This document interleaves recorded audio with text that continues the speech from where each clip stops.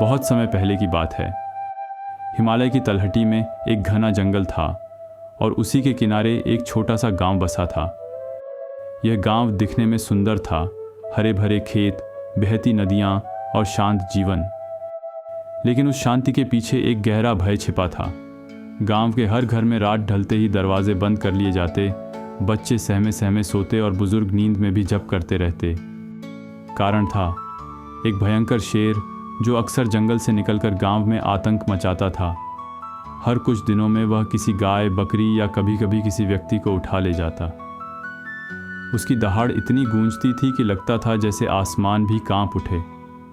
कोई नहीं जानता था कि वह कब आएगा, किस दिशा से निकलेगा और अगली शिकार कौन होगी। राजा से लेकर सैनिकों तक सभी उसकी ताकत से वाकिफ थे, लेकिन उसे रोकने की कोई हिम्मत नहीं करता था। कुछ लोग पूजा पाठ करते, कुछ जंगल से दूर रहने की प्रार्थना करते, लेकिन भय हर जगह था। एक दिन गांव में खबर आई कि भगवान बुद्ध अपने शिष्यों के साथ पास के ही जंगल में ठहरे हुए हैं। गांव के कुछ वृद्ध, जिनके मन में अंतिम आशा बची थी, कांपते हुए बुद्ध के पास पहुंचे। उन्होंने विनम्रता से कहा, भगवान, आप करुणा के प्रतीक हैं, कृपा करके इस सिंह से हमारी रक्षा करें। वह न हमारे राजा की सुनता है, न किसी योद्धा की। अब बस आप ही हमारी आखिरी आशा हैं। बुद्ध ने उन्हें ध्यान से देखा, फिर गहरी सांस लेकर बोले, जिस शेर की दहाड़ सुनकर तुम कांपते हो, क्या कभी किसी ने उसकी आंखों में देखकर उसकी पीड़ा को समझा है? गांव वाले समझ नहीं पाए। उन्हें लगा शायद यह कोई रहस्यात्मक उत्तर है या कोई प्रतीकात्मक शिक्षा। लेकिन बुद्ध ने उसी क्षण निर्णय लिया, वे स्वयं उस शेर से मिलेंगे। अगली सुबह सूर्य की किरणें जैसे ही पेड़ों के बीच से छनकर जमीन पर पड़ी, बुद्ध अकेले जंगल की ओर चल पड़े। उनके शिष्यों ने उन्हें रोकने की कोशिश की, डराया भी, लेकिन बुद्ध बस मुस्कुराते रहे और बोले, जो स्वयं को शांति में स्थिर कर लेता है, वह किसी भी अशांत जीव से भय नहीं खाता।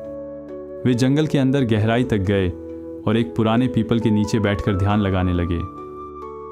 उस जंगल में एक अजीब सन्नाटा था, न पक्षियों की आवाज़, न हवा की सरसराहट, मानो प्रकृति भी सांस रोक कर देख रही हो कि क्या होने वाला है।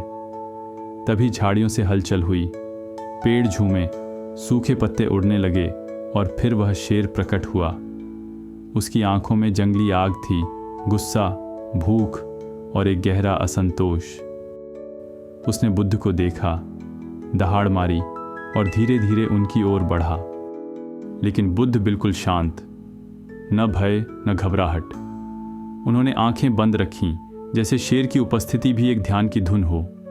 शेर उनके पास आया और उसके पैरों की थरथराहट तक जमीन पर महसूस हो रही थी। उसने फिर से जोर से दहाड़ा, इतनी जोर से कि आसपास के पेड़ों की पत्तियां तक हिल गईं। लेकिन बुद्ध शांत ही रहे। न उनकी मुद्रा बदली, न उनकी सांस।